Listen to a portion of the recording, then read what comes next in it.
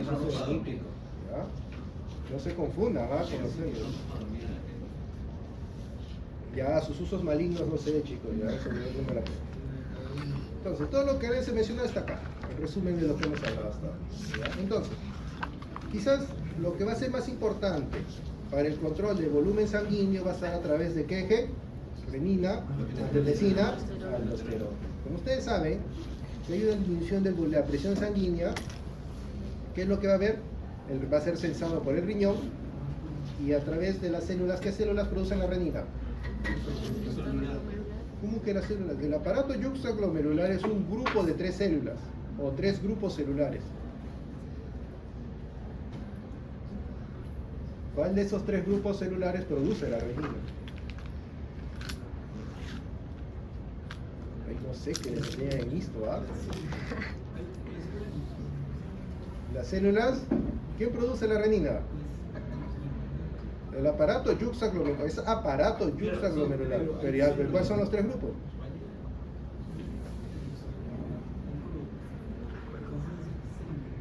No son células, es aparato. Son 3 grupos celulares. Células granulares, conocidas también como lasis, células de Purkinje o células de Gomard-Type, dependiendo del libro que ustedes escojan. ¿Ya? Van a encontrar esa referencia. ¿Ya? En general lo van a encontrar usualmente como el término de células granulares y quizás el nombre según la frecuencia como lasis. ¿Ya? Son las que se van a encargar, ¿qué cosa? Producir renina. ¿Y cuáles son las otras 2 grupos celulares del aparato yuxtaglomerular? Eso lo vamos a ver en riñón por si acaso, ¿ah? También, ¿ah? La mácula densa y las células mensagiales extraglomerulares. No se olviden, ¿ah? ¿Ya? Las que producen renina eran las células granulares. Las que producen renina son las células granulares. Entonces ellas liberan renina y ¿qué es lo que va a hacer? Transforman el angiotensinógeno en angiotensina 1. ¿Y quién produce el angiotensinógeno? El hígado. Entonces, de la angiotensina 1, ¿a dónde se va? Al pulmón. ¿Y dónde está la enzima convertidora de angiotensina? En el endotelio. Ahí está, en el endotelio. En el endotelio.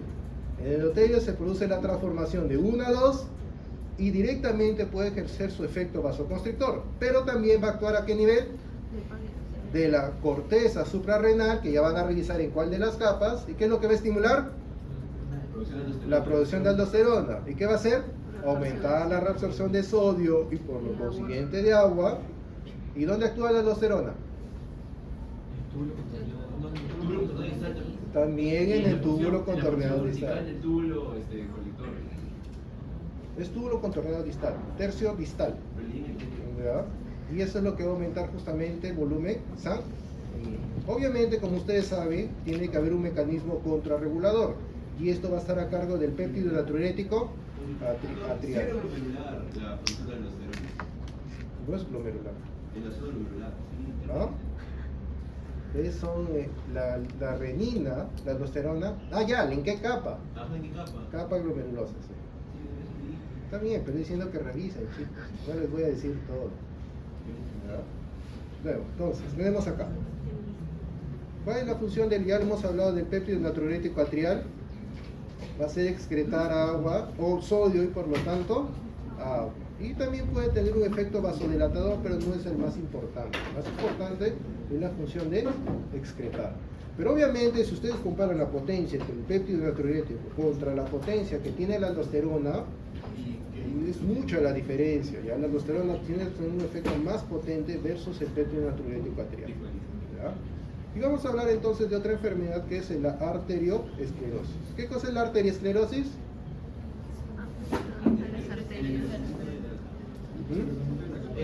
Endurecimiento de las arterias. Listo. ¿Saben cuál es la raíz o el origen de la palabra arteria? O sea, etimológicamente, ¿saben qué significa arteria? ¿Vaso? ¿No saben? Nunca buscó por qué se llama el vaso, ese vaso arteria. Ese tubito se llama arteria. Ya es historia de medicina, muchachos, ¿no? ¿No han llevado eso? Arteria significa tubo de aire. Mira, doctor, pero ¿qué tiene que ver acá los tubos de aire con las arterias y sangre? Pues que recuerden, estamos hablando de medicina pues del año de la prehistoria, cuando se hacían las primeras disecciones eran básicamente ¿qué cosa? Pacientes muertos, ya estaban incluso desangrados, encontraban que había un tubo con aire, pues eso llamaban arterias. De ahí viene el nombre de la raíz de arterias. ¿Ya? Entonces, ¿qué es la arteriolesclerosis? El endurecimiento de las arterias. ¿Ya? Pues ahí está la definición. ¿Cuántos tipos de arteriosclerosis hay? Los 4 tipos. ¿Cuáles son? La arterioloesclerosis, la esclerosis de media de Muckenberg, la hiperplasia fibromuscular de la íntima y aterosclerosis. Entonces, la aterosclerosis es lo mismo que arteriosclerosis. No es lo mismo. No mezclen los términos, chicos, ¿ya? No es lo mismo hablar de arteriosclerosis que hablar de aterosclerosis. Son dos palabras completamente diferentes.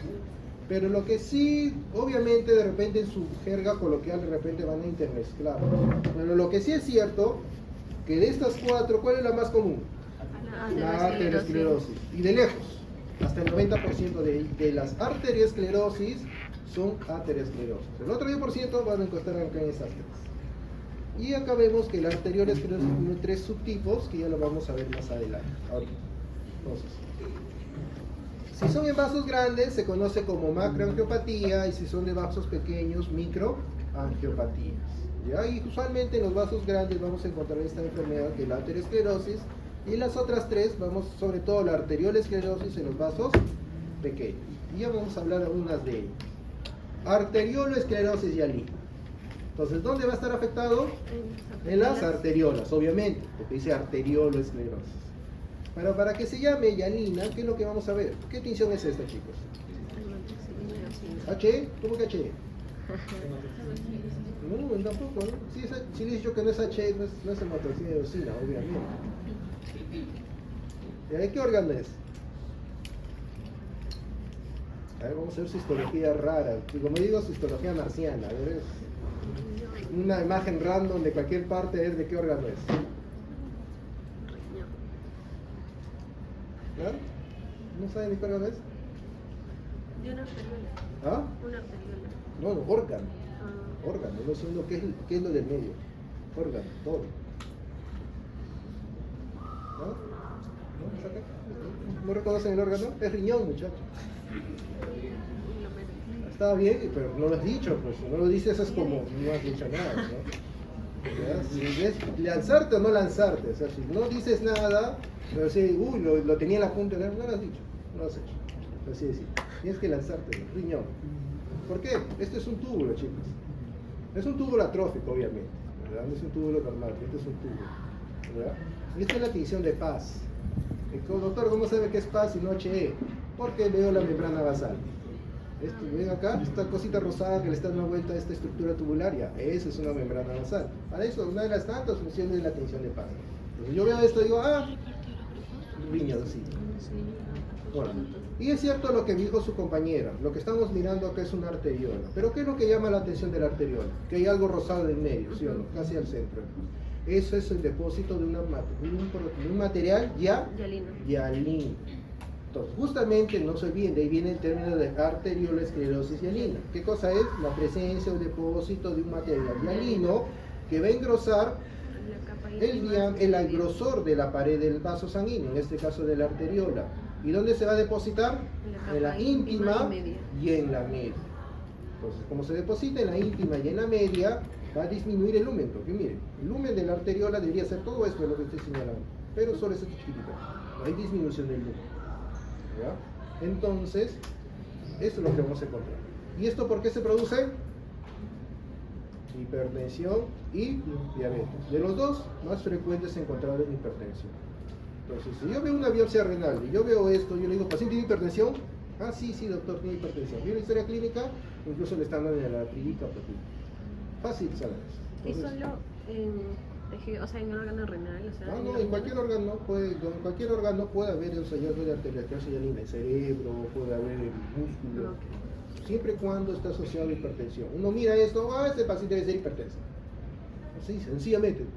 sin problema. Uno ve historia y ahí está. La hipertensión daña todo. Por eso digo que el patólogo puede saber clínica mirando biopsias. Sí, sí se puede saber la clínica mirando biopsias. ¿Ya? Entonces, ya saben, ¿por qué se produce la arteriosclerosis hialina? Por hipertensión y también por diabetes. ¿Qué cosa es? ¿Dónde se deposita el material hialino? En la capa En íntima, la íntima y en la media. media. La hiperplásica. ¿Qué órgano es? ¿Ya? Esto está fácil, ¿ah? Ahí se ve el glomérulo, ¿sí o no? ¿Ven? Está el glomerulito. Entonces es riñón. Pero ¿qué es el problema acá al centro? ¿Qué es lo que llama la atención en esta arteria? Ay, lo Que hay una hiperplasia de la capa media. ¿Quieren observar el lumen? Eso es solo el lumen. Wow. Entonces está disminuido el lumen. ¿Qué es lo que estamos observando? Que es una hiperplasia concéntrica de la capa media que se le conoce como capas de cebolla. Supongo que han cortado algún momento una cebolla, ¿no? Sería el colmo, ¿ah? Hemos visto Shrek. O si quieren decirlo de manera más elegante, catáfilas de cebolla. Ah, bueno, ya. El término biológico es catáfila, ya, bueno, capas de cebolla. ¿Ya? ¿En dónde vamos a encontrar esto? En las hipertensiones malignas. Y lo hemos mencionado también en una enfermedad que hemos visto en la clase pasada. Bueno, hace 2 clases. ¿Cuál es? Hipertensión pulmonar. No se olvidaron ya. Semana ya se olvidaron. Hipertensión pulmonar. Ahí donde se observa la arteriosclerosis hiperplásica. Uno encuentra esto y es signo de mal pronóstico porque probablemente el paciente tenga resistencia al tratamiento. Obviamente nadie hace biopsia renal para ver si es que el paciente va a ser resistente al tratamiento, ¿no? Estos son hallazgos encontrados, no, tampoco, en una biopsia renal por otras causas, o sea, están dando tratamiento, no mejora y se hace la biopsia renal. Y entonces como vamos a encontrar estos hallazgos histológicos, ¿ya?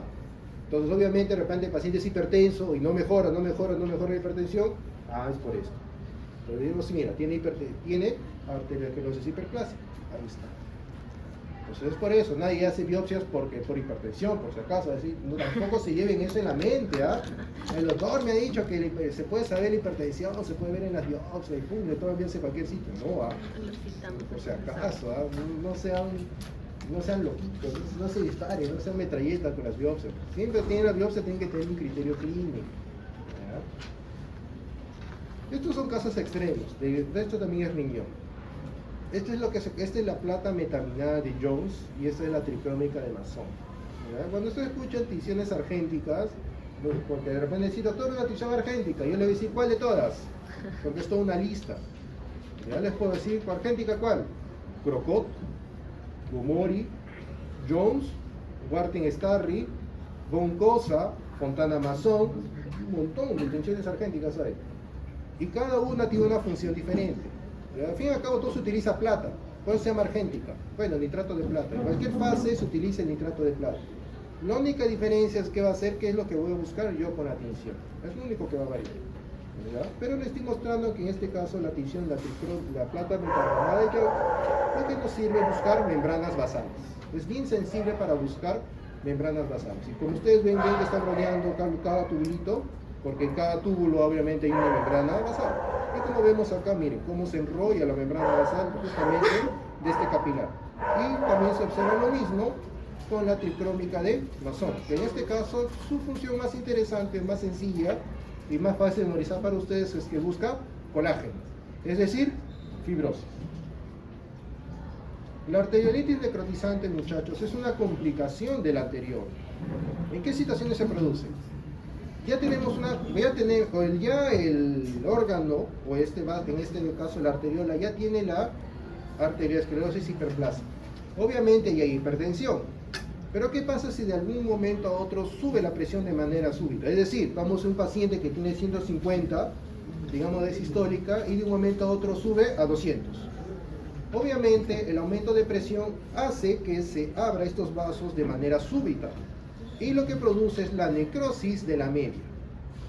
Entonces, al haber la necrosis de la media, obviamente va a haber una respuesta inflamatoria para tratar de digerir estos vasos sanguíneos. Y como hay una necrosis de la media, obviamente va a haber fibrina, porque se va a romper el vaso sanguíneo. y esto va a producir presencia de necrosis fibrinoide y con la consecuente obstrucción de todo el vaso.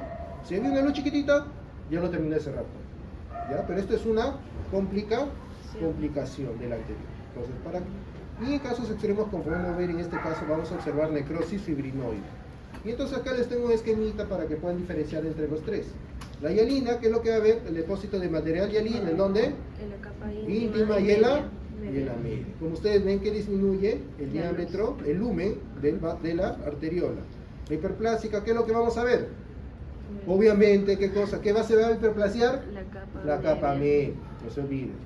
Y la arteritis necrotizante, ¿qué cosa es? Es una complicación de la anterior. Miren acá, ven, es lo mismo. Pero ¿cuál es la diferencia? Que va a haber infiltrado inflamatorio en la media. ¿Por qué? Por un cambio súbito de presión. Esta es la hiperplasia fibromuscular de la íntima, chicos. Esto es un cambio más asociado a cambios mecánicos y sobre todo encontrado en trasplantes. Esto es una foto de internet, chicos. Esto sí no lo van a encontrar. Esto es una de mis tantas 8.000 fotos que tomo a los riñones que tengo que a veces presentar. Como le dije, yo veo trasplantes, entonces siempre tengo reuniones clínicas con trasplante. Y esas son las tantas fotos que he tomado de ese órgano, ¿verdad? Que les he puesto acá. Entonces, ¿qué es lo que vemos acá? El vaso literalmente está cerrado, ¿sí o no? Sí. Está completamente cerrado. ¿Y por qué? Porque justamente vemos, esto lo que están mirando acá, como blanquito, es la íntima. Solo es íntima, la media está por afuera. ¿Ya? ¿Y qué está viendo? Justamente entre comillas, una proliferación de células musculares que no debe haber en la íntima y una producción de matriz extracelular que comienza a cerrar este vaso. Por eso se tiene ese término hiperplasia fibromuscular de la íntima, porque la alteración solo va a ser a nivel de la íntima, ¿ya? Por eso también van a encontrar ese término de fibrosis miointimal o a veces van a encontrar la descripción como fibrosis subintimal, ¿ya? Pero en cualquier caso lo que va a producir es una disminución del lumen del vaso sanguíneo, ¿ya? Por lo que si están mirando este aumento, este es un aumento de 10x, por lo cual están mirando que es un vaso de mediano calibre. Entonces, ¿qué pasaría si encuentran esto en un paciente trasplantado? Este órgano con el tiempo ya fue. Probablemente tenga que hacer esta persona otro nuevo trasplante. Tenga que recibir un nuevo trasplante, ¿ya? Entonces son hallazgos histológicos que sirven para hacer estas cosas, ¿ya? La esclerosis de la media de Mockenberg, ¿dónde va a ser la esclerosis? En la media, ¿ya? Es increíble que si no saben ya con el nombre no la sacan, colma, ¿ya? Entonces, ¿dónde va a ser la alteración? En la media. Usualmente se asume que esta patología es por degeneración, porque lo vamos a encontrar en personas de más de 50 años. Lo primero. Lo segundo que deben saber de esclerosis de la media de Mockenberg, a diferencia de todo lo que de todos los otros tipos de arterioesclerosis, esta no produce estenosis de los vasos sanguíneos. ¿Ya? No se olviden, la esclerosis de la media de Mockenberg, ¿que produce o no produce estenosis? No produce estenosis. Y si produce, doctor, pero acá veo que el lumen está disminuido, sí, pero eso es por otra enfermedad. O sea que haya otro tipo de arterioesclerosis. Es decir, la esclerosis de Mockenberg puede haber con otra arteriosclerosis, o sea, mejor dicho, con la aterosclerosis, que va a ser la más común. Sí, pueden estar las dos juntas, chicos, ¿ya?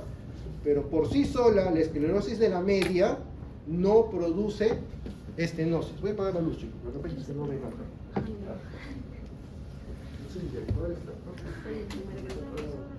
Entonces, ¿qué ven acá? ¿Ahí se ve? Sí, se ve, ¿ah? Sí. ¿Ven la manita acá? Que hay como un hilito, un tubito. Sí, sí. Eso es la esclerosis de la media. Entonces pueden encontrarlo en radiografías, pero en pacientes usualmente más de 50 años. ¿Ya? Obviamente, de repente, doctor, no la veo, soy ciego. Y ahí está, más grande. ¿Ya? ¿Qué arteria es esa? Ay, si como que no sepan de dónde es el órgano, el sitio, ¿ah? ¿De dónde es? ¿De dónde es? Eso es una rodilla. Una rodilla, ya. Entonces, ¿qué arteria es? Propitia, pues, muchacho. ¿Por dónde pasa la arteria propitia? ¿Por atrás, sí o no? Sí. Pues no es decir que acá es atrás, ¿ah? No. Es decir, el colmo, ¿ah? Muchachos, ahí está incluso en la rótula. Ajá. ¿Ya? Muchachos, ya estoy dudando ya se dudaría de sus capacidades anatómicas. ¿Ya? Y de hueso, este sí es el más grosero, ¿ya? Eso es una prótesis, un paciente que tiene una prótesis de rodilla. Obviamente tampoco estamos mirando normal. Este es un paciente con prótesis de rodilla y ustedes están mirando que en la parte posterior hay como una estructura tubular así como calcificada, medio rosariada, y eso es la esclerosis de la media. ¿Ya? Usualmente lo van a encontrar en arterias de mediano y de gran calibre. ¿Ya? Obviamente que sí va a ocasionar que hay un endurecimiento, o sea que estas arterias no sean distendibles, pero nuevamente, ¿va a haber disminución del lumen? No. ¿Y cómo se produce el depósito de calcio? ¿Ya? Porque justamente lo que estamos mirando acá es depósito de calcio. No se conoce muy bien el mecanismo fisiopatológico. Se crea, le estoy diciendo así, se cree que se produce por degeneración de las células del músculo liso, de la capa media, y qué cosa hay, qué ion hay por gran cantidad dentro de las células musculares. Calcio. Entonces este se sale y se comienza a depositar en sus alrededores. Y es así como se cree que se produce la esclerosis de la media de Mocke. Y obviamente lo que ustedes van a ver, y va a ser lo más común, va a ser la aterosclerosis. ¿Ya? ¿Y cuál es su lesión clásica? Lo que se conoce como aterógrafo. ¿Ya? ¿Cuál es el problema de la aterosclerosis? O sea, dirán, doctor, pero si le endurece, si endurece las arterias, pues sería mejor, ¿no? Porque va a ser más resistente a la presión. Más bien es lo inverso. El hecho de que una arteria sea elástica la hace que esté protegida por las presiones. En cambio, la dureza no es, más bien la debilita. ¿Ya? Debilita las arterias. Entonces, ¿qué es lo que vamos a tener? El problema de la aterosclerosis no es solo que debilite los vasos sanguíneos, en este caso las arterias, sino también que va a disminuir el lumen de la misma arteria. ¿Ya? Porque como la arteria no es que se vaya a dilatar para que crezca esta estructura dentro, sino simplemente va a comenzar a cerrar el espacio, el lumen, ya la luz. ¿Por qué también es importante? Porque es la causa de morbo y mortalidad más importante del mundo, porque de esta enfermedad como tal se puede producir ¿qué cosa? Si es en las arterias coronarias, infarto. Si es en las arterias carótidas o cerebrales, dice infartos cerebrales. Si es en la mesentérica, infarto intestinal. Si son en una de las arterias de las extremidades, obviamente va a haber gangrena de miembros inferiores. Exacto, gangrenas, usualmente de extremidades inferiores o más raro en extremidades superiores. Ese es el problema de esta enfermedad. O sea, como ustedes ven, va a depender, los síntomas va a depender mucho en qué lugar se produce la estenosis. Sí. ¿Ya? Y esta estenosis puede ser aguda o crónica. Si es aguda, vamos a tener acá todos los cuadritos rojitos que ustedes están mirando. Y si es crónica, todos estos cuadritos amarillitos que les estoy dejando. Entonces los dejo ahí para que puedan leer con tranquilidad. Factores de riesgo. Los modificales y no modificales y los modificales. Obviamente los modificales no hay manera. Antecedentes familiares ni modo. Anomalías genéticas, que se va a hacer la edad menos. Ya saben, por más que se estire la cara, botos, ya fue. Sexo masculino, tampoco. Ahora, ¿cuál es el factor protector? Obviamente esto da a entender que el sexo femenino es un factor protector, ¿sí o no? El estrógeno y la progesterona. Sabía que iban a decir estrógeno. No son los estrógenos. No se conoce cuál es el factor protector de las mujeres. Y no son los estrógenos. ¿Por qué?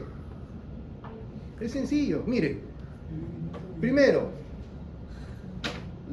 ¿qué se ha visto? En las mujeres que tienen terapia de reemplazo hormonal, más bien aumenta el riesgo que reciben, a veces dan los anticonceptivos combinados. Más bien, ¿qué cosa hace? Aumentar el riesgo de trombosis. Eso es uno. Dos, el uso de anticonceptivos hormonales combinados en mujeres, ¿qué hace? Aumentar también el riesgo de trombosis. Y eso tiene estrógeno. Entonces, si los estrógenos protegieran, ¿por qué tomar esto te aumenta el riesgo de trombosis? No tiene sentido. No son los estrógenos. No se sabe hasta ahora cuál es el factor protector. Que probablemente esté relacionado con la regla o con una hormona, sí, pero no son los estrógenos. Se sabe también que este factor de protector se pierde cuando la mujer entra en la menopausia. Pero nuevamente, por más que entre en la menopausia y ustedes den terapia de reemplazo hormonal, no se sigue protegiendo de la aterosclerosis a las mujeres. ¿Ya? No son los estrógenos. Más bien el uso de estrógenos, de consumo de estrógenos, más bien aumenta el riesgo de trombosis. ¿Ya? Por si acaso. No son los estrógenos. No se conoce cuál es el factor protector de las mujeres. ¿Ya? por si acaso. Es decir, ya sabía que me decía estrógeno. No son los estrógenos, por si acaso. Si han leído o han entendido eso de su lectura, están fritos, ¿ah? Han entendido mal su lectura. Han buscado por si acaso si son los estrógenos, les apuesto que no han buscado. ¿Ya? No son los estrógenos. ¿Ya? Los modificables, obviamente, la hiperlipidemia, pero la hiperlipidemia lo puedo poner entre comillas, porque muchas de ellas sí están derivadas de la dieta. Pero obviamente si un paciente que tiene hipercolesterolemia familiar, pues ni modo, no ya fue. ¿No? Hipertensión, probablemente sí.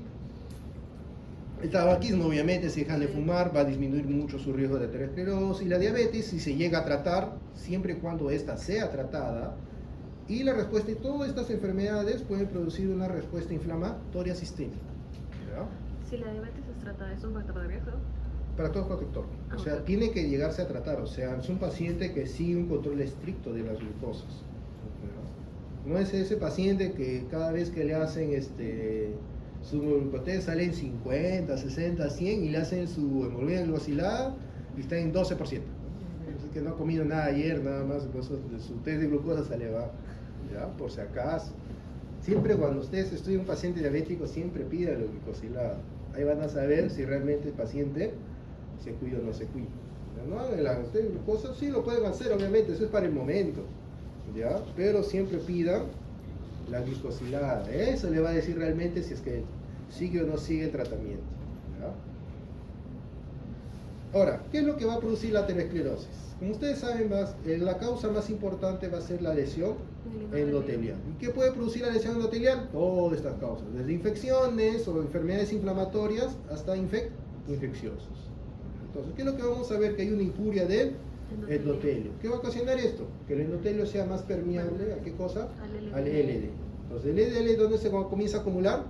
En la causa. En la íntima, no en la media, íntima por si acaso, nada de la media, Porque en la íntima. se oxida por las especies reactivas de oxígeno, Claro. se oxida y esa oxidación hace que se una con los proteoglicanos y se adhiera a la pequeña matriz extracelular que se forma justo debajo de la capa subendotelial.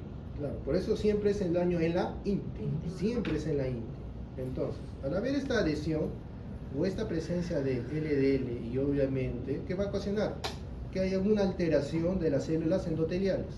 Al haber una alteración de las células endoteliales, es decir, la activación, ¿qué va a ocasionar? Que comienza a expresar marcadores de adhesión y en este caso, ¿quién va a venir? Los macrófagos, los monocitos, está bien. Los monocitos que al llegar obviamente al tejido van a sufrir un cambio a macrófago. ¿Ya? Macrófago. Entonces, ¿el macrófago qué va a hacer? Va a tratar de digerir el LDL. Pero ¿cuál es el problema del macrófago? Que no tiene enzimas para digerir lípidos. Ese es el problema del macrófago. Pero doctor, pero el hígado sí, el hígado sí, pero el macrófago no. Entonces, ¿qué va a hacer? ¿Cómo digieren los macrófagos los lípidos? A través de... No. ¿Cómo el macrófago? Ya el macrófago llega ahí. ¿Y cómo hace para comer lípidos? Ya? Por fagocitosis. Entonces agarra, hace su lobito y se lo mete. Hace su lobito y se lo mete. Obviamente va a expresar qué cosa, con qué se va a integrar esa vacuola con sus lisosomas. Pero como no los puede degradar, estas vacuolas se van a ir poco a poco acumulando en el citoplasma y de allí ese aspecto espumoso que se observa a nivel de la histología. O sea, justamente ese aspecto espumoso es por la gran cantidad de vacuolas de lípidos que no puede digerir el macrófago. Si es que no sabían por qué se llamaba así o por qué se formaban las células espumosas, ya saben por qué. El nombre de células espumosas se da porque ese citoplasma como espuma, ¿ya? Que se le ve a nivel de la histología. ¿Ya? Entonces, obviamente no va a ser lo único. ¿Qué también va a haber? Va a haber un aumento de la respuesta inflamatoria local en ese nivel, va a haber la producción y sobre todo de factores de crecimiento que va a estimular la migración de qué cosa, de las células musculares que se encuentran en la capa media. ¿Por qué? ¿Qué es lo que va a tratar de hacer? Encerrar esos lípidos. Ese es el objetivo. De toda la respuesta inflamatoria, al final el objetivo es tratar de encerrar esos lípidos. Pero al tratar de encerrar los lípidos, este pobre célula muscular va a morir en el camino. También va a adquirir una propiedad parcialmente macrofágica porque se va a llenar de lípidos, va a morirse, va a tratar de producir la matriz Como que- en la superficie, va a tener una cierta diferenciación fibroblástica y va a producir colágeno, cierto nivel de fibras elásticas, que no es mucho, o sea, por cierto, para tratar de qué cosa? De Encerrar. contener, El ajá. objetivo es encerrar. ¿Ya? El objetivo de toda esta respuesta inflamatoria al final va a ser encerrar. Pero como no puede encerrarlo de manera completa, a veces no puede digerirse, porque los lípidos, como le he dicho, los macrófagos, no son buenas sustancias, no son buenas células para digerir lípidos. Se va a acumular y va a aumentar la respuesta inflamatoria. ¿Qué puede suceder? ¿Qué cosas? Si sigue habiendo la noxa, ese núcleo va a seguir creciendo. ¿Ya? Va a seguir creciendo. Obviamente al inicio lo que ustedes van a ver son las famosas estrías grasas. Las famosas estrías grasas. ¿Ya? Las estrías grasas.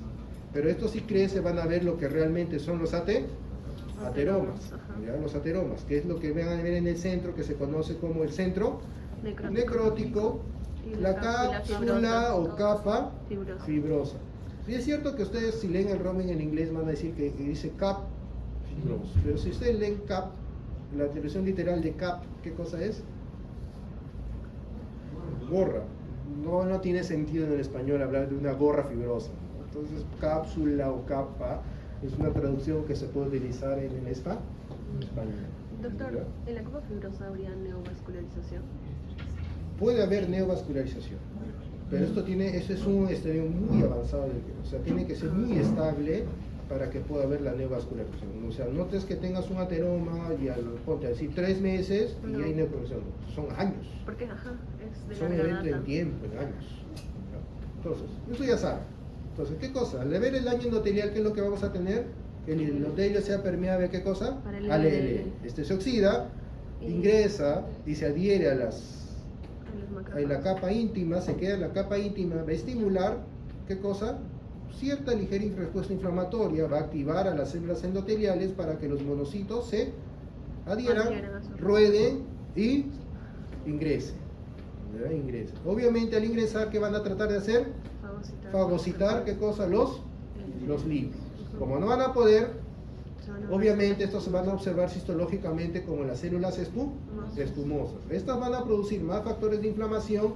¿Para qué cosa? Reclutar más monocitos que se transformen en macrófagos y también va a promover la migración de las células musculares lisas que van a comenzar a subir a la parte superior.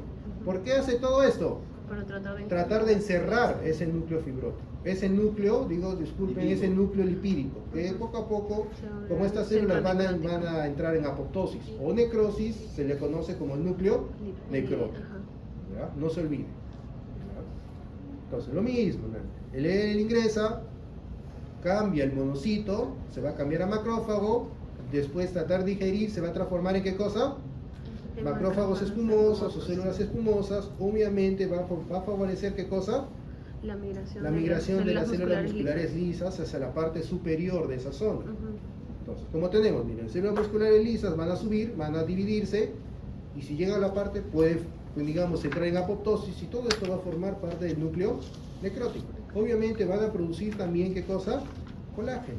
Y esto es lo que va a formar lo que ustedes conocen como el CAP o la capa fibrosa. Y debajo, ¿qué cosa? El núcleo necrótico. Entonces, no se olviden, chicos.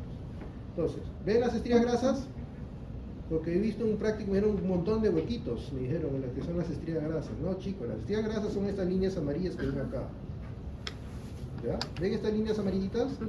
Saben que son tenues, ¿sabes? Las estrías grasas, si uno no tiene la experiencia suficiente, uno mira, no hay nada para tirar la arteria y sigue avanzando. ¿Ya? Uy, estoy conectado. Ahí está. ¿Ya? Son líneas así blanquecinas, bien sutiles. ¿Ya? Son bien sutiles a la macroscopía. ¿Ya? Lo que sí es fácil reconocer. Doctor, ¿yo podría mencionar que en el centro necrótico hay células musculares lisas? Necróticas. Ay, sí.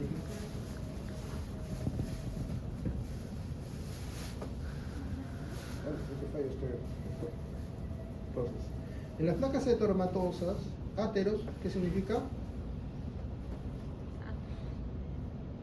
Monstruoso. ¿Ya? Ahí está. Se ve feo. ¿Ya? Muchachos, sus raíces griegas y latinas están, pero también el lenguaje están ahí Damos cena. Hay muchachos, tienen que agarrar un diccionario ahí y leer qué dice el costadito, el origen de la palabra. Ahí está. ¿Ya? De tarea. Entonces no se olviden, chicos. Porque a veces, si no saben qué cosa es, sacando nomás de estos nombres, ustedes van a tener una idea de qué cosa es lo que están hablando. En medicina se utiliza mucho el latín y el griego. Entonces, sacan los nombres, todo está ahí. ¿Ya? Todo está ahí. Entonces, ¿qué tenemos acá? Miren. Entonces vemos estas placas, como ustedes ya ni siquiera son amarillentas, así como leche, sino acá son blanquecinas y gruesas, y calcificadas, miren esta, que incluso acá vemos que esta placa ateromatosa está ulcerada. Entonces las estrías grasas siempre lo más pequeñito, y entre comillas se presume que es el precursor de los ateromas como tal, ¿ya? Estos pueden aparecer ya desde edades tempranas, y esto obviamente, si aparecen en niñitos, eso está mucho en relación con la dieta. Sobre todo, por ejemplo, que en este caso, si no quieren que un niño tenga, digamos un infante, tenga estrías grasas o comienza a ver la aparición, básicamente es la lactancia materna exclusiva. Pero si comienzan a darle lo que es la fórmula, ya comienzan a ver el depósito de y la presencia o la formación de estrías grasas, ¿verdad? Entonces, como les dije, es muy sutil, incluso histológicamente dirán, doctor, yo no lo veo nada, más allá de la flechita. Si ustedes ven acá hay la presencia sutil de macrófagos espumosos. ¿Ven acá? Estos son macrófagos espumosos y justo más está debajo de las células endoteliales. Así se ven las estrías grasas. Ustedes ven que histológicamente, esto es 40X, ¿ah? Si ustedes ven que en 40X cuesta encontrar, imagínense qué es lo que ver macroscópicamente. Ya es difícil, no es tan fácil encontrar estrías grasas. Ahora, las placas ateromatosas sí. ¿Cuál es el problema? Que obviamente va a haber un engrosamiento de la íntima y ¿qué cosa va a ocasionar? Que una obstrucción del vaso sanguíneo.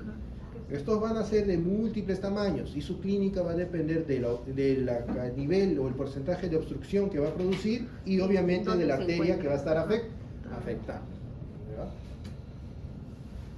¿Cuáles son los componentes o qué estructuras básicas vamos a encontrar? Las células musculares lisas, los macrófagos, que como ustedes saben que son, macrófagos espumosos, y puede haber linfocitos T. La matriz extracelular, quizás lo más importante va a ser la presencia de colágeno, y de lípidos, obviamente van a estar en el intracelular, dentro de los macrófagos, y el extracelular, que lo vamos a ver como las famosas espículas o espículas de colesterol. ¿Ya? Colesterol. Y puede haber calcificación. Justamente como las células se mueren, liberan el calcio y este se deposita. Y es como se produce así la calcificación. Pero también había visto que las calcificaciones podían dar por la apoptosis de los macrófagos. Claro, es por los dos eventos. En general la muerte celular. Ajá, la unión de ambos.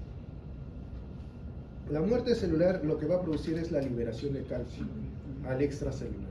Y esto es lo que se deposita, ¿ya? Sobre las proteínas.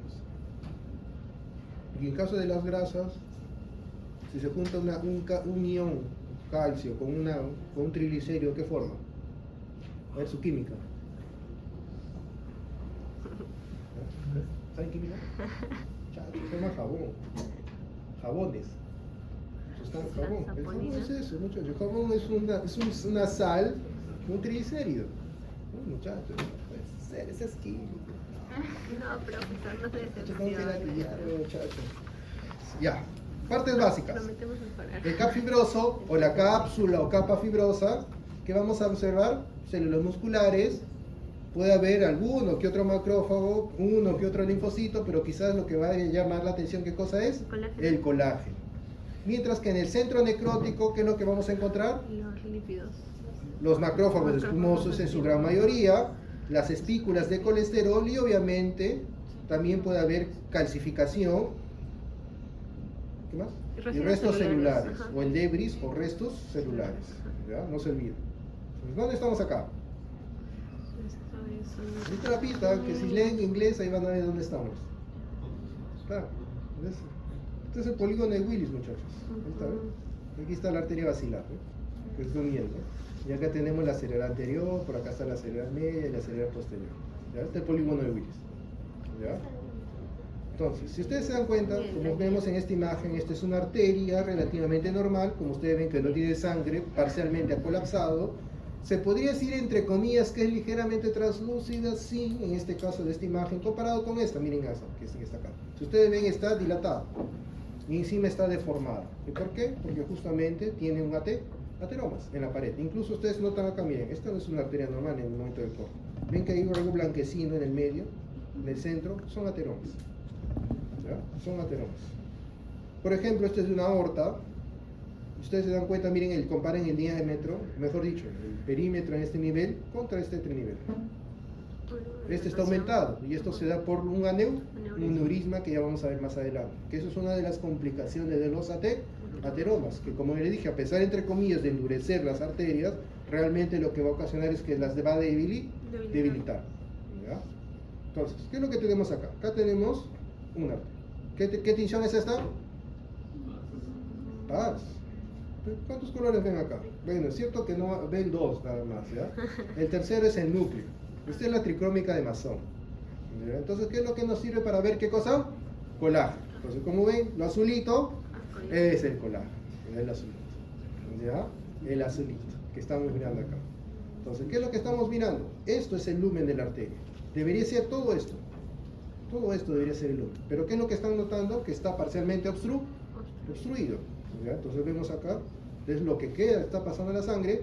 Acá tenemos la capa o la superficie fibrosa y esta zona acá que se medio blanquecina y acá como si fueran rayones, que corresponde a los cristales de colesterol. Lo que se debe saber, chicos, cuidado doctores, el colesterol se puede demostrar con otras tinciones en el tejido si se trabaja en fresco. ¿Ya? Si queremos utilizar, por ejemplo, en estos tejidos ya procesados con parafina y buscar tinciones para ver grasas en general, cualquier tipo de lípidos, no se puede demostrar. ¿Ya? Porque en la parte de procesamiento de tejidos, estos lípidos se disuelven, todo se disuelve. Y solo lo único que van a ver directamente acá son los fantasmas de lo que hubo en ese momento. ¿Ya? De lo que hubo. Si ustedes quieren utilizar una tinción como rojo sirio, o Sudán negro, o Sudán 5, que son las tinciones para ver grasas, solo se puede ver en fresco. ¿Ya? Porque es el único momento en donde vamos a ver la grasa. Una vez que entra el procesamiento de tejidos, todos los lípidos que pueda haber dentro de las células, ya fue, se pierde, se disuelve en el procesamiento. Entonces olviden. ¿Qué tinción es esta?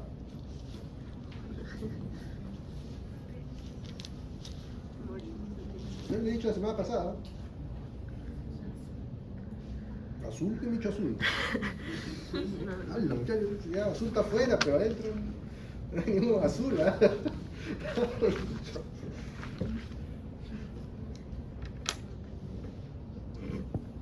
Ahora, tampoco no toda la que vean de negro es una tinción de plata. ¿Eh? Esto es la tinción Verhoeven Gison, ¿ya? Esto es para ver fibras elásticas. ¿Cómo sé, doctor, que es la combinada? Porque aquí está el amarillito de Van Gison, ¿ya? Diga, doctor, ¿cómo sabe tantas tinciones? Bueno, pues que cada rato tengo que pedir alguna y ya, pues ya me la mira, esa es esta, esa es esta, ya me acostumbro a ver la tinción. Entonces, para mí es rutina ver hablar de tinciones, ¿ya? Ahora, eso es rutina para en mi caso, que trabajo activamente como patólogo, porque de repente si ven un patólogo que se ha retirado o no se dedica a lo que es la parte asistencial, de repente ahí sí le va a costar un poco de lo que es la extensión. Tienen que estar en el campo para poder acordarse, porque si no se van a olvidar. ¿Ya? Se van a olvidar. En este caso, como le dije, la tinción de Verhoeven-Gison. ¿Y qué es lo que vamos a ver? Las fibras elásticas. Miren. Si ustedes ven esta zona que está acá, esta línea negra que está bajando por acá, ¿qué cosa es? ¿Colágeno? Estoy hablando que es una tinción de fibras elásticas, chicos. Los negritos son las fibras elásticas. Y así, pero ¿cómo se llama esta parte en la arteria?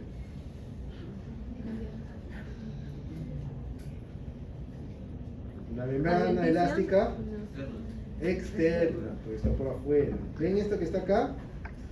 Sí, membrana esa es la interna. ¿Ven cómo que llega una vez que llega el ateroma se va perdiendo? ¿Se perdió? Sí. ¿Ve? Ese es el problema del ateroma. Entonces va adelgazando, miren, todo de acá es la media. Pero miren, una vez que llega acá, ya no encuentran ni media.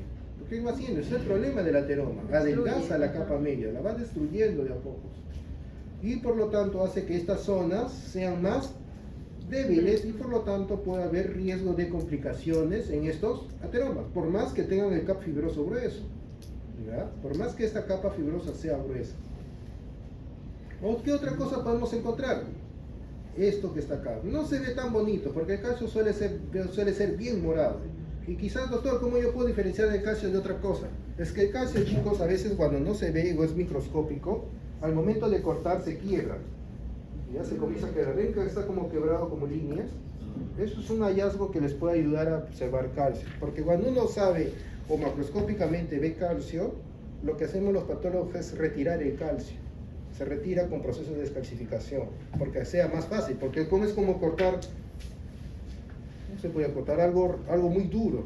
O sea, ustedes si quieren cortar, están cortando como si piedra, plástico. No se puede cortar con las cuchillas. Es por eso que se retira el calcio. Pero en este caso, como es microscópico, pues no se ve, no se observa al momento de hacer la macroscopía y al momento de cortar se quiebra en el proceso de corte. Obviamente usted no lo va a sentir que hay algo que corte, que es lo que siente porque hay calcio. A veces le ponen un poquito de descalcificador para cortarlo fácilmente. ¿Ya? Pero se ve así, de este color, medio moradito, es un morado más intenso. Quizás donde se ve, disculpe por retroceder un montón, es acá. ¿Ven? Eso es el calcio, así se ve, ese color, ese morado bien llamativo. Si les entra duda, porque les puede entrar duda, si es calcio o no, pueden tener la tinción de von Cosa, que es la tinción que sirve para ver calcio. ¿Ya? Usualmente no hay duda. ¿Ya? Acá, miren nuevamente, ven este morado intenso, es característico del calcio. ¿Y dónde va a haber calcificación? Sobre todo en el centro necrótico. ¿Ya? Una pregunta que de repente me pueden hacer, o de repente está en su mente, doctor, ¿cuánto debe ser el grosor de esta capa fibrosa para hablar si es una placa estable o inestable? No hay un consenso. Yo he buscado y no he encontrado ninguna bibliografía que me diga que debe medir tantos milímetros, centímetros o el porcentaje de toda la placa para decir de esto es estable o inestable. Al final simplemente dicen que debe ser gruesa. ¿Pero qué es grueso? Y además creo que puede depender, o sea, la arteria de la que se Va a depender de la arteria, de la ubicación, pero no hay una medida o un consenso con decir que si mide tantos milímetros, va a ser menos riesgo, si es más riesgo, no hay una medida. Yo he buscado, chicos, la verdad, y hasta ahora no lo he encontrado en ningún libro, ni siquiera un artículo que han hecho experimentos en base a este tipo de lo que es la capa fibrosa. ¿Ya? Entonces, miren acá. Centro necrótico, como ustedes ven, es extenso, hay una obstrucción, una gran obstrucción del lumen de la arteria y obviamente acá tenemos la capa fibrosa, lo que está abajo. Por otro lado, ¿qué tenemos acá? Miren. Un trombo. ¿Qué más hay? Un trombo. Un trombo. Todo lo que está por afuera, ¿qué cosa es? El ateroma. Si este se rompe, puede formarse un trombo. ¿Y cómo sabe que es un trombo? Porque eso es la luz y eso estaría obstruyendo. Y ahí, algo más. Ya digo, miro, esto es un trombo. Yo se lo he dicho en la primera clase. ¿Ah? Ya, yo miro esto y digo, un trombo. ¿Y por qué esto no es el trombo? Porque este sí, porque este no. Porque el otro tiene centro necrótico, capa fibrosa, y el otro no tiene. Ya, pero tú me dices que esto es un ateroma. Estoy diciendo por qué esto es un trombo. Por el contenido de plaquetas de... ¿Y ahí eso cómo se llama? ¿Capilares? Líneas de sangre. Líneas de sangre. Muchachos. Muchachos, como ustedes, estoy predicando en el desierto y arando en el mar. Y esto es lo que su compañera me estaba mencionando. Cuando un trombo crece, o un ateroma crece muy lentamente, esto al final puede obstruir completamente el vaso sanguíneo. ¿Ya? Pero puede haber un evento posterior que se conoce como la recanalización. Como ustedes ven acá múltiples luces dentro de este vaso sanguíneo, justamente es ese evento. ¿Ya? Pero esto nuevamente es un evento crónico. Es una posterior consecuencia de que el ateroma vaya creciendo, cierra completamente el vaso, pero como el tejido sigue siendo vital, y obviamente como ha crecido lentamente, puede haber habido irrigación colateral para irrigar esa zona donde ha habido la obstrucción de esta arteria, a la larga, de todas maneras, el cuerpo va a tratar de, entre comillas, encontrar un camino y reparar esta arteria. Y esto es lo que se conoce como recanalización. ¿Ya? Doctor, si acá podríamos delinear el ateroma. Todo, es todo. Creo que todo es el ateroma. atacado, ¿no? Todo lo que está afuera, o sea, el ateroma es todo esto. Ajá. Todo esto. No es como el otro que sale una. Claro, exacto. Ahora, los ateromas, chicos, la mayoría da a entender que son excéntricos. pero los ateromas también pueden ser concéntricos, o sea, pueden estar alrededor y el lumen debe estar al centro, ¿ya? Por si acaso. No siempre los ateromas, o dan a entender que siempre son excéntricos, no. Que es lo más común y de repente son los ejemplos clásicos, pero también pueden ser concéntricos, o sea, que el cap fibroso realmente sea toda la vuelta y sobre este se forme todo, digo, el centro necrótico puede estar en todo alrededor y por encima puede haber todo el cap fibroso, ¿ya? No necesariamente tiene que ser de esta manera excéntrica, por si acaso, ¿ya? No siempre piensen que es excéntrico. Entonces, lo clásico que tenemos acá, el ateroma, como ustedes ven, estas puntas, estas espículas, corresponden a los cristales de colesterol. Acá tenemos este cap fibroso, donde se ve medio irregular, y por adentro lo que vemos, lo que ellos en esta imagen mencionan que es el trombo organizado. Cuando el trombo está organizado, chicos, ya es muy difícil encontrar lo que son las líneas de SAM. Básicamente vamos a ver fibrosis. Y sobre este evento, que hubo este cierre que está viendo, recanalización. Problema de los ateromas. Se rompen. Si se rompe el ateroma, obviamente, si rompe la pared de la arteria, que vamos a tener? Hemorragia. Si se debilita la pared, esta pared se va a dilatar y vamos a tener los aneurismas.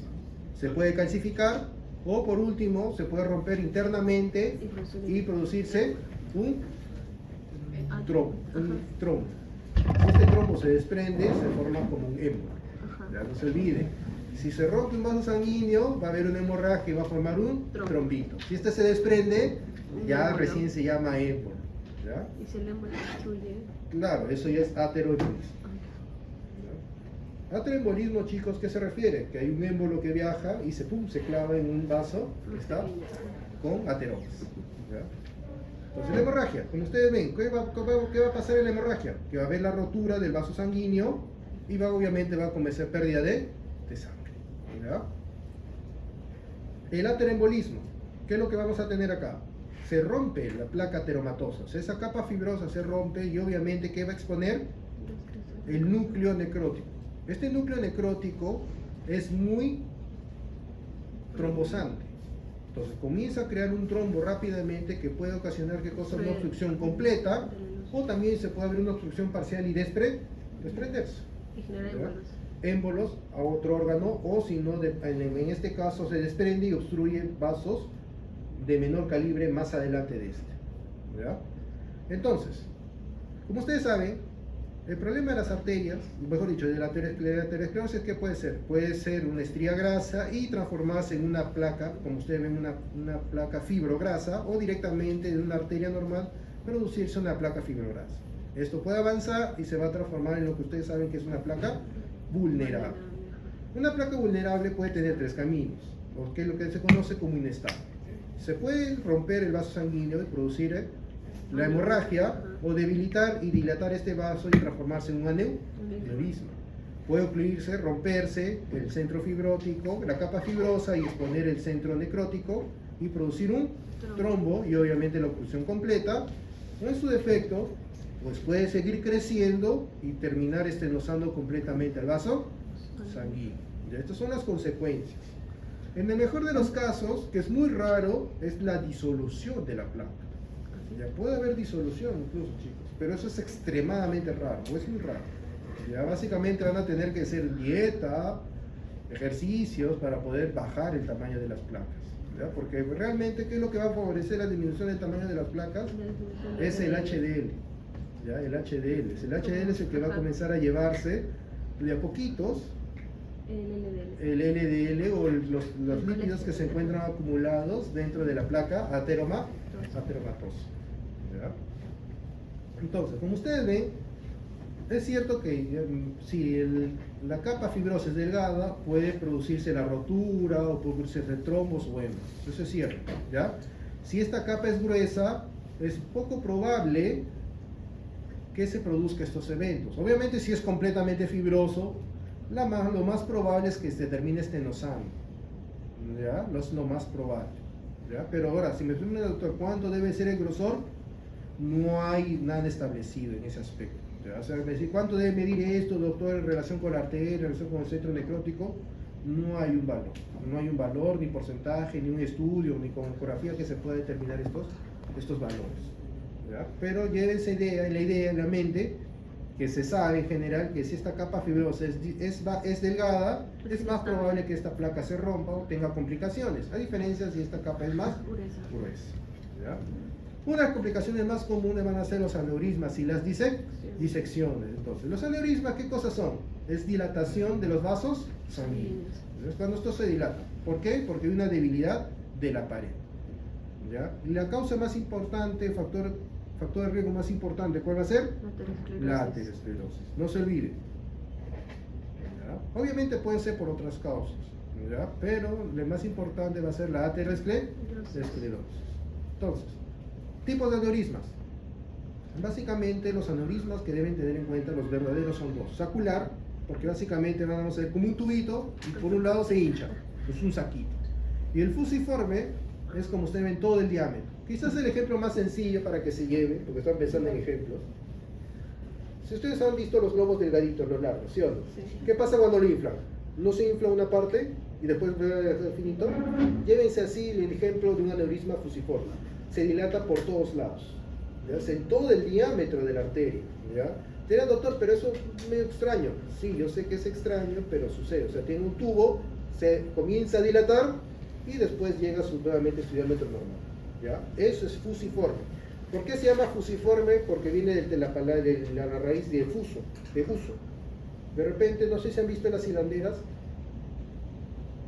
cuando han ido a la sierra, la que están con la rueca, hilando, ¿no ven que está ahí un palito y hay algo que está girando? ¿No ven que tiene esa forma finita, dice que finito? Ese es fuso. Y ahí viene el término fusiforme, que tiene esa forma de uso. ¿Ya? Falso aneurisma. Le tengo que poner ejemplos, muchachos, porque si no los veo que le digo la palabra y no me entiende. ¿Qué será eso? Ya memorizaré, pues, ya que me queda. Sí, no pues, hagan eso en la medicina, nunca hagan eso en la medicina, eso no se hace. Traten de entender a veces las palabras y les va a quedar el ejemplo. Ah, así era. Falso aneurisma. O sea, directamente, como vemos acá, hay una dilatación de la arteria, como vemos acá. Pero ¿cuál es el problema, chicos? Que realmente el falso aneurisma se produce porque hay una rotura de un vaso. ¿Ya? Pero ¿qué va a pasar? En este caso hay un tejido conectivo fuera del vaso, que en este caso puede ser la adventicia, o que va a ser la adventicia, o el tejido que está fuera de este va a contener la hemorragia. Y obviamente, como va a contener la hemorragia y la sangre va a seguir saliendo, esto se va a comenzar a dilatar. Da la apariencia como si fuera un aneurisma, pero esto no es realmente un aneurisma. Por eso se conoce como falso aneurisma. A diferencia de lo último que vemos acá, pero la decisión es algo parecido, porque también vamos a ver que hay una rotura de la pared del vaso. Pero ¿cuál va a ser la diferencia? Que la rotura acá va a ser de la íntima y parte de la media. Nada más. Va a llegar solo hasta la media. Entonces, al llegar la sangre a la media, la sangre comienza a ingresar y comienza a separar, dividir las capas de la media. Y esto es lo que se conoce como disección. La disección. ¿Ya? No voy a explicarlo con más detalle con imágenes, no se preocupen, ¿ya? Porque él lo se ve con caras ahí dudosas, sobre todo en el término de disección. Entonces, la patogenia del aneurisma en general, ¿qué es lo que vamos a tener? Porque en general es básicamente la concreción de varias cosas. Uno, que puede ser el tejido conectivo que esté alrededor de los vasos, sea pobre, y obviamente esto va a ser débil, que esto puede ser intrínseco, por un ateroma o una enfermedad intrínseca de la persona. Puede haber un desequilibrio entre la degradación y la síntesis, señalización anómala de esa proteína, o en este caso que hay un debilitamiento de la pared per se. ¿Ya? Ahora, de los aneurismas, quizás el más común va a ser el aneurisma de aorta abdominal. Si es de vasos grandes, la aorta abdominal. El principal factor de riesgo de un aneurisma de aorta abdominal, sobre todo, va a ser la aterosclerosis. El principal factor de riesgo de aneurisma de aorta abdominal va a ser la aterosclerosis. ¿Ya? Ahora, variantes interesantes, las inflamatorias. En este caso se va a defender por enfermedades autoinmunes. No es muy común y se va a encontrar en jóvenes. ¿Ya? Los micóticos son por infecciones y quizás el germen que puede producir este tipo de aneurismas sería sífilis. ¿Ya? Sífilis. Y una enfermedad extraña que puede ser, por ejemplo, por IgG4.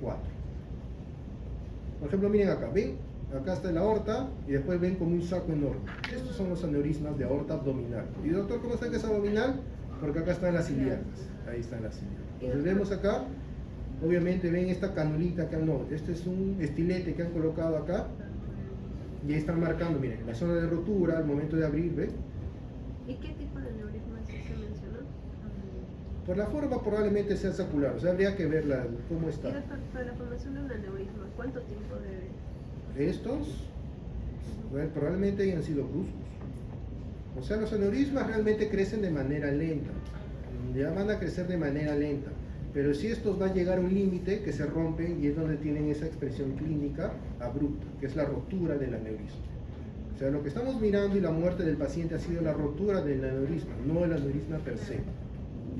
¿Ya? Entonces no podría producir síntomas. Claro, síntomas como tal no. Es que va a depender mucho del nivel, chicos. Porque, por ejemplo, si en todo este trayecto no afecta, por ejemplo, una arteria renal, probablemente el paciente no vaya a presentar mayores síntomas. Si, por ejemplo, este crecimiento llega, por ejemplo, al nivel de las arterias mesentéricas, probablemente el paciente te comienza a tener malestares estomacales extraños, que va y va al médico y dice, no, no tienes nada, tiene uno que otro medicamento para ahí, piensa que son diarreas y cosas raras, y entonces va dejando un momento a otro, ¡pum!, se muere. Y es porque no han diagnosticado los aneurismas. Pero son síntomas muy vagos, porque va a depender a qué arteria está afectando. ¿Verdad? Obviamente, en este caso, todo el trayecto, si no hay ninguna ramita afectada, pues no hay nada, ¿no? Ahora, esto que está acá, doctor, ¿se puede palpar? Sí se puede palpar, pero en personas delgadas. Si una persona obesa, no se puede palpar. ¿Verdad? Tienen que hacer una palpación muy profunda para poder sentir estos aneurismas. Se van a sentir que al momento de la palpación me van a sentir que algo los está botando. ¿Ya? Y eso es los aneurismas.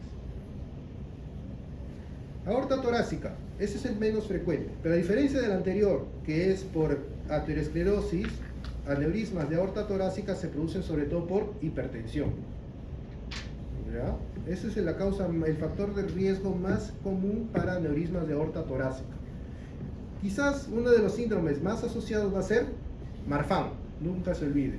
Si es un paciente que tiene síndrome de Marfan, tiene que estar en constante control y sobre todo si todavía es hipertenso, el riesgo de aneurisma de aorta torácica es demasiado. Ahora, el problema de ¿cuáles son los problemas del aneurisma de aorta? Dolor torácico e isquemia. ¿Qué se parece?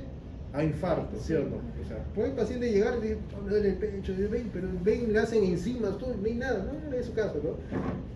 De cosas, diagnósticos raros, puede meterse el diagnóstico de aneurisma de aorta torácica. Pero como ustedes ven acá, ven dos síntomas bien extraños. Dificultad en la deglución y disfonía. ¿Por qué? ¿Estará afectando algún nervio? Ya, Para producir ¿qué dolor. nervio? ¿Te afecta un nervio? ¿Qué nervio? ¿La cuál? A ver, espérate. Y mira, chicos, te haces, no estoy loquito puntos, ¿ah? No, tampoco doy, tampoco. Pero es importante, si participan bien.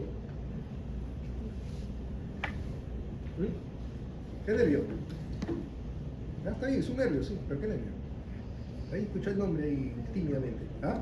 Laringio recurrente. Exacto, el laringio recurrente. Claro, sin miedo, tiene que estar seguro de su conocimiento. ¿Y por qué? ¿Cuál es el recorrido del laringio recurrente?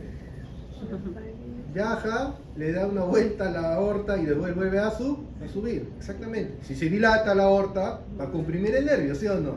Entonces obviamente va a tener disfonía. ¿Se entiende? Listo. ¿Ven qué sencillo? Entonces así es interesante la medicina. No se memoricen los diagnósticos.